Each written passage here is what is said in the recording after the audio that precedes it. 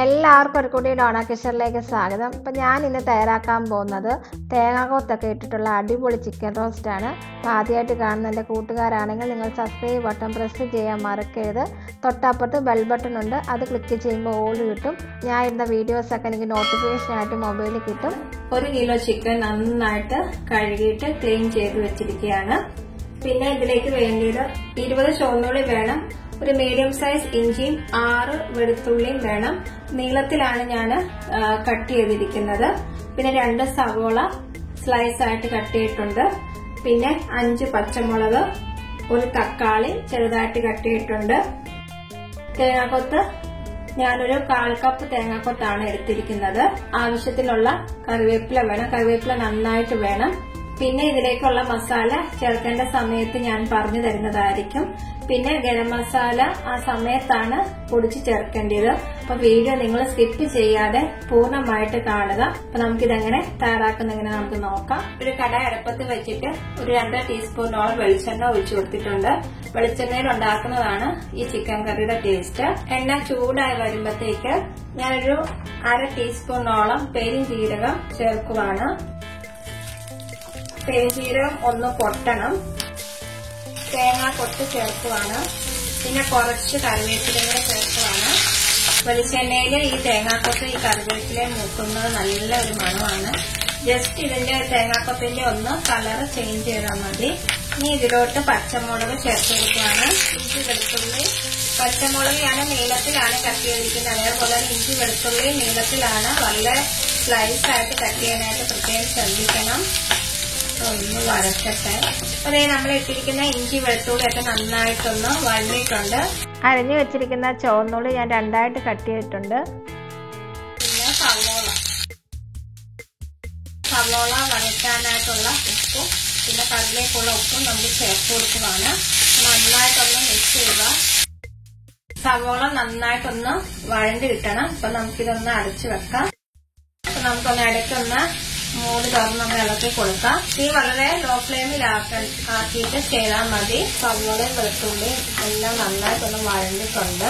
ഇതിലേക്ക് ചേർത്ത് കൊടുക്കുന്ന മസാലയാണ്. നമ്മളപ്പം ഇതിന്റെ ഒരു ഭാഗത്തോട്ട് ഇങ്ങനെ മാറ്റി വെക്കുക. തീ വളരെ ലോ ഫ്ലെയിമിൽ വെക്കണം. ഒരു 1/2 ടീസ്പൂണോളം മഞ്ഞൾപ്പൊടി ചേർക്കുവാണ്. 2 ടീസ്പൂണോളം മല്ലിപ്പൊടി, 1 ടീസ്പൂണോളം എരിവുള്ള മുളക് പൊടി, 1/2 ടീസ്പൂണോളം കാശ്മീരി മുളക് പൊടി ചേർത്തിട്ടുണ്ട്.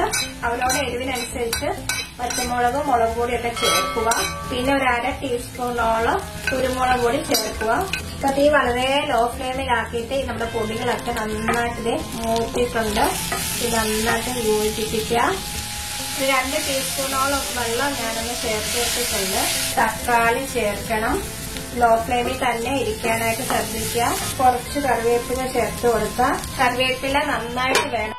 ഒന്ന് അടച്ചു വെക്കുക. അപ്പൊ തക്കാളി ഒന്ന് ജസ്റ്റ് ഒന്ന് ആവി കയറിയതിനു ശേഷം ഞാൻ ചിക്കന്റെ ചേർത്ത് കൊടുത്തതേ ഉള്ളൂ. ആ സമയത്ത് ക്യാമറ ഓഫായി പോയിരിക്കുകയായിരുന്നു. തക്കാളി അങ്ങനെ വെന്ത് ഉടഞ്ഞു നിൽക്കൊന്നുമില്ല. ജസ്റ്റ് ഒന്ന് അടച്ചു വെച്ചിട്ട് 2-3 മിനിറ്റ് ആയപ്പോ തന്നെ ഞാൻ തുറന്നു. ഇത് നന്നായിട്ട് ഒന്ന് യോജിപ്പിക്കുക. ഞാൻ മസാലയുടെ ഉപ്പ് നോക്കിയിട്ടുണ്ടായിരുന്നു, കറക്റ്റ് പാകമാണ്. ഇതൊന്ന് അടച്ചു വെക്കുക. ഇനി ഇതിലേക്ക് ചേർക്കാനുള്ളതെന്ന് വെച്ചാൽ ഗരം മസാല നമുക്ക് പൊടിച്ചു ചേർക്കാനാണുള്ളത്. അതിന് വേണ്ടിയിട്ട് 4 ഏലക്ക, 3 തക്കോലം, 6 ഗ്രാമ്പും, 1/2 ടീസ്പൂണോളം പെരുംജീരകം, 2 ചെറിയ കറുവാപ്പട്ട. ഇത് ഇത്രയും പാനിലൊന്ന് ജസ്റ്റ് ഒന്ന് ചൂടായതിനു ശേഷം മിക്സിയുടെ ജാറിനൊന്ന് പൊടിച്ചെടുക്കണം. അപ്പൊ ഞാനിനി പൊടിച്ചെടുത്തിട്ട് കാണിക്കാം. ഈ സ്പൈസസ് ഒക്കെ ജസ്റ്റ് ഒന്ന് ഞാനൊന്ന് ചൂടായിട്ടുണ്ട്. ഇനി അതിന് ശേഷം മിക്സിയുടെ ചെറിയ ജാറിലൊന്ന് ക്രഷ് ചെയ്തിട്ട് എടുക്കാം. അപ്പൊ ഇതിലേക്ക് ഇടാനുള്ള ഗരം മസാല ഇതാ റെഡി ആയിട്ടുണ്ട്.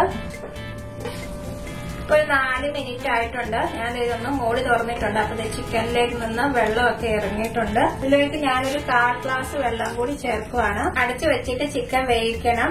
അപ്പൊ മീഡിയം തീയില് വെച്ചാൽ മതി. ഇടയ്ക്ക് നിങ്ങൾ 2-3 പ്രാവശ്യം ഒന്ന് ഇളക്കി കൊടുക്കാനായിട്ട് പ്രത്യേകം ശ്രദ്ധിക്കണം, അടുക്കി പിടിക്കാതിരിക്കാനായിട്ടാണ്.